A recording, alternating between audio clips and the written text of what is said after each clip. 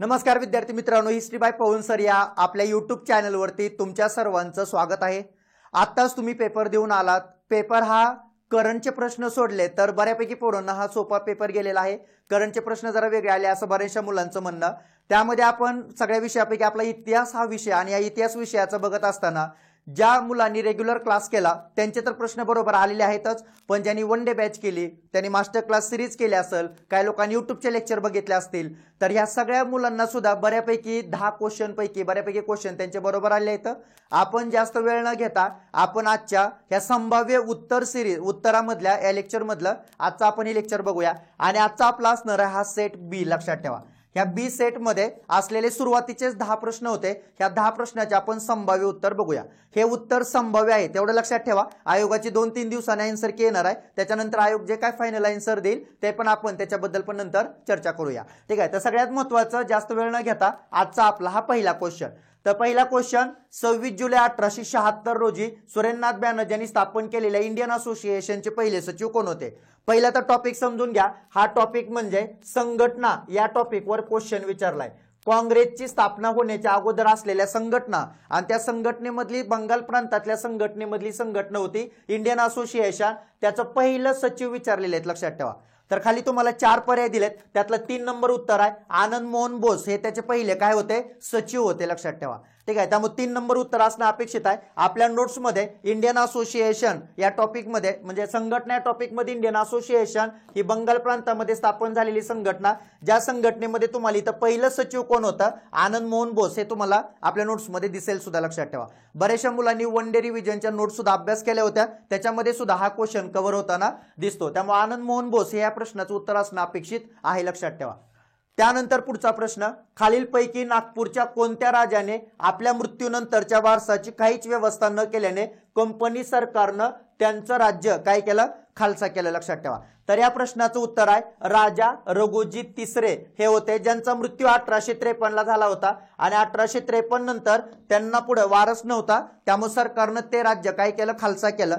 तर सगळ्यात महत्त्वाचं डलहौसीचा तो काळ होता आणि डलहौसीच्या काळामध्ये मग डलहौसीचं धोरण आपल्याला माहित आहे, खालसा धोरण, त्याच्यामध्ये ते नागपूर संस्थान खालसा केलेलं आपल्याला दिसतं, लक्षात ठेवा। ठीक आहे, त्यामुळे सगळ्यात महत्त्वाचं डलहौसी म्हणजे टॉपिक आहे 1857चा उठाव आणि 1857च्या उठावामध्ये हा क्वेश्चन आपल्याला भेटतो, लक्षात ठेवा। ठीक आहे, त्यानंतर खालीलपैकी योग्य विधानाच्या पर्यायाची काय करा? निवड करा। तर तुम्हाला 3 स्टेटमेंट दिलेत आणि त्याच्यानुसार प्रश्न विचारलेला आहे। याचा अर्थ हा प्रश्न जातो एका टॉपिकवर, टॉपिकचं नाव आहे कामगार चळवळ।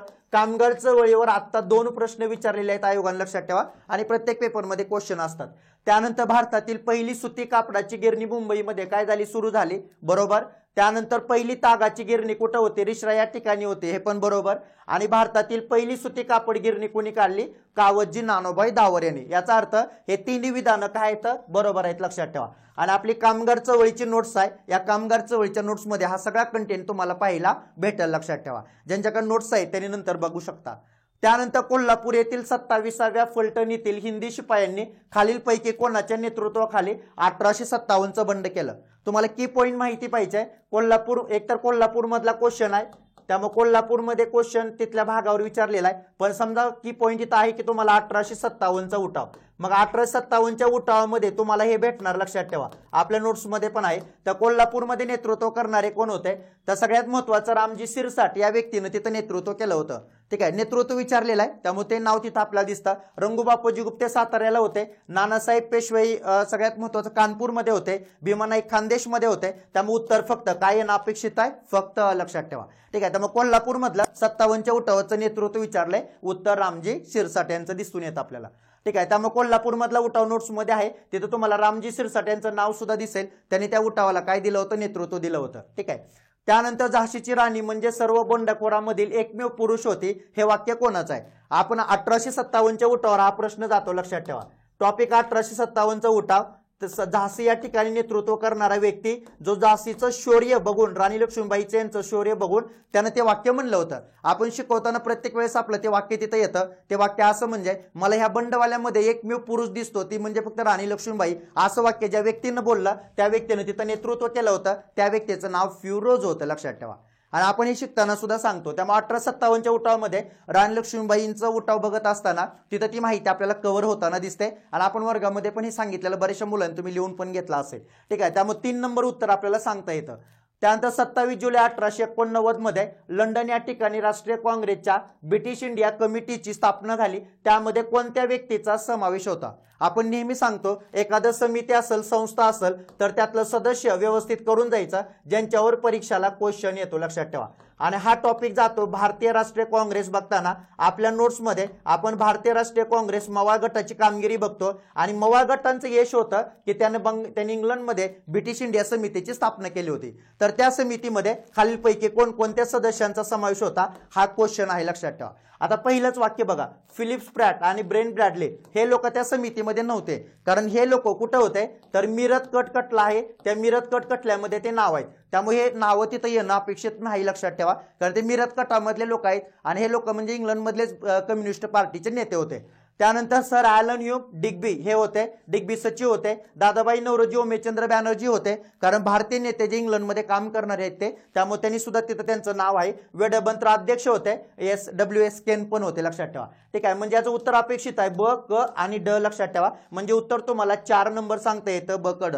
आणि हे आपल्या नोट्समध्ये सगळे समिती आहे। जेव्हा तुम्ही काँग्रेसचा अभ्यास करता का तेव्हा मवाळ गटाचा अभ्यास करताना त्यांचं योगदान बघताना तुम्हाला ही ब्रिटिश समिती आहे आणि 89 ला असलेल्या ब्रिटिश समितीमध्ये सदस्य बघा, Wedderburn, William Digby, Womesh Chandra Bonnerjee, Dadabhai Naoroji, त्यानंतर सगळ्यात ॲलन ह्यूम आहे। तर असे बरेचसे सदस्य त्या कमिटीमध्ये असलेले आपल्याला दिसतील, त्यामुळे उत्तर त्याचं 4 नंबर येणं अपेक्षित आहे, जे की 4 नंबर बकड उत्तर आहे।